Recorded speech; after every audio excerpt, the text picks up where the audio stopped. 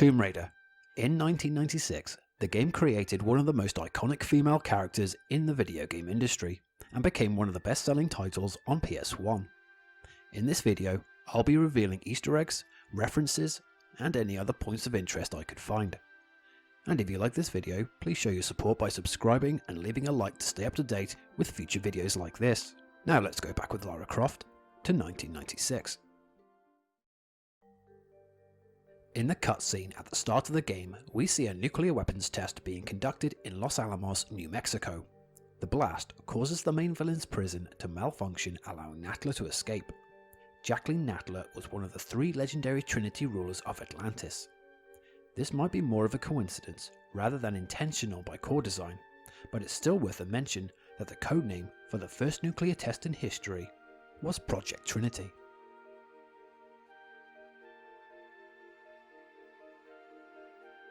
With Lara's passport, you can either load a saved game file or restart a level, and if you check the passport often, you'll start to notice that it gradually fills up with stamps as you progress through the game.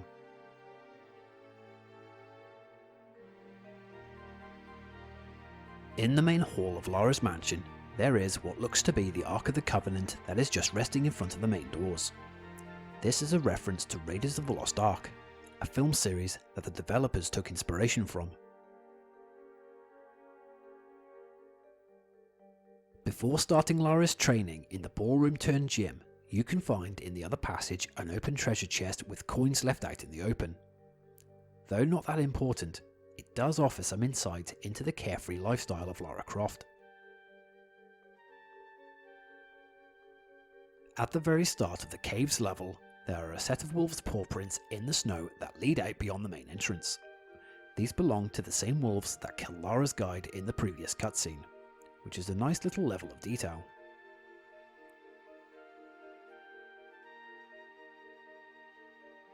Throughout the game, Lara can do a couple of moves that don't really add anything to the gameplay. She can dive, and she can do handstands. They were put into the game by the designer Toby Gard as a kind of joke at the expense of his team, who discovered these abilities by accident during game tests.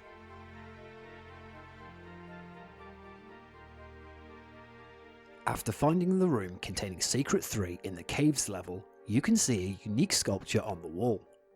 This was probably put into the game because it looks cool.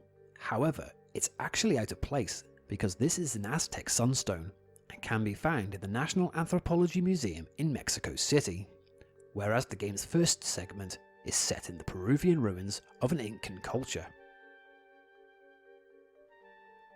There are other morbid images of skulls shown here in Vilcabamba, and these appear to be a rack of actual skulls.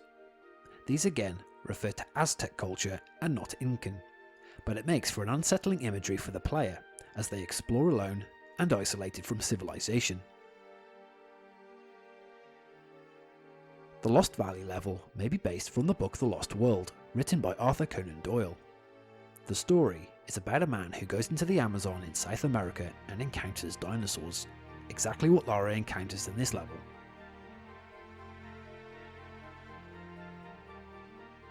After collecting all the cogs and battling velociraptors and a T-Rex, Lara can backtrack to the start of the level. On the way, you can see across the wall of the passage entrance what looks to be a very large image of a shark's skull. It might just be my imagining, but I always find it eerie entering through its gaping mouth with its jagged teeth. Before collecting the first piece of the Scion in the Tomb of Qualopec, have a closer look at one of the mummified guardians. On a closer inspection, its head moves to follow Lara, and if that's not enough to give you the creeps, if you move Lara too close to it or shoot at it, then the creature lunges forward in a rare and unique jump scare. At the end of this level, there is an area that is overlooked during the Larsen boss fight. You can return to the entrance of the Lost Valley that's now blocked by a cave-in and find a large medipack that you can add to the inventory, and Larsen never follows you this far, so you can have a quick breather before fighting him. In St. Francis's Folly in Greece, Lara has to collect 4 keys situated in 4 chambers that are themed around mythological beings. However, 2 of the gods were not Greek in origin. Thor is a Norse god, and Neptune is a Roman.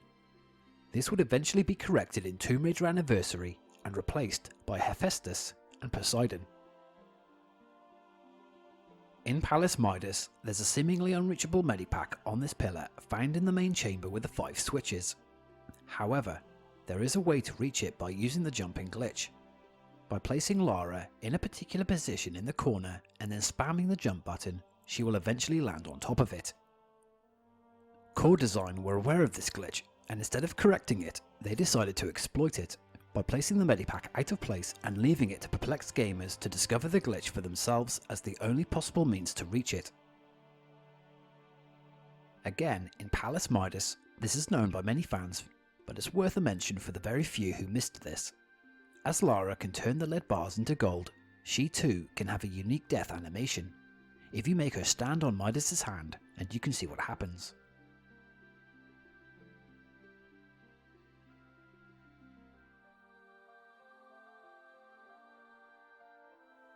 At the end of the Greece segment, there is a cutscene where Lara reads an ancient message on the wall. A little detail can be seen. This third figure here refers to the main villain Jacqueline Natla, who abused her powers and consequently got struck off, leaving a faded image in its place to refer to her exile. In the city of Kharmoon, there is a statue of a cat with adornments. This is based off of a real-life ancient Egyptian statue called the Geir Anderson cat, named after the man who donated it to the British Museum. One of the items you have to find in the Obelisk of Kharmoon level is the Eye of Horus, named after the god of the sky. This amulet is part of the collection in the British Museum. Another amulet used on the obelisk is an Ankh, and can also be seen in the British Museum. It is a symbol that represents life.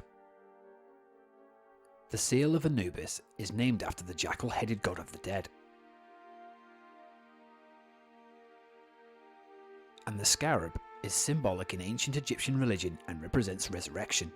If you go around all 4 sides from left to right, you can see an ordering to it all: life, death, resurrection, with the most important deity watching this cycle from the sky. You can find across the whole of the Egyptian level hieroglyphs. Though mostly unremarkable, there are hieroglyphs that spell out a particular name. It stands out a little on closer look because of the smiley face at the end. The name spells out Heather, after Heather Gibson, who was the level designer on the game.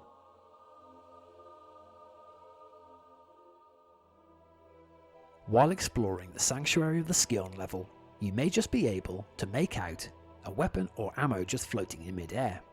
To get to this only secret in the level requires a leap of faith to reach an invisible platform.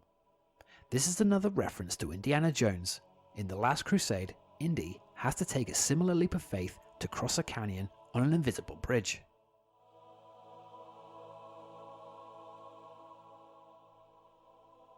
The motorbike that Lara rides to catch up to Natla and her thugs in this cutscene is confirmed by Heather Gibson to be based off of a Norton Street Fighter.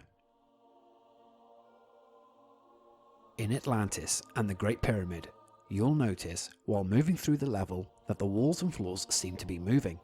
Heather Gibson in an interview mentions that she was looking into more bizarre sources from her texture library when she was given a book on the human anatomy used by the medical profession, and this became the basis for the most unnerving and surreal textures in the game.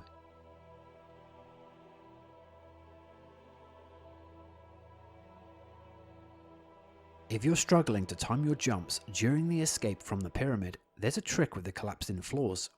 You can run and grab, and while Lara is hanging, the floors remain stable. It only starts to collapse when Lara stands on it. This can be done in any part of the game.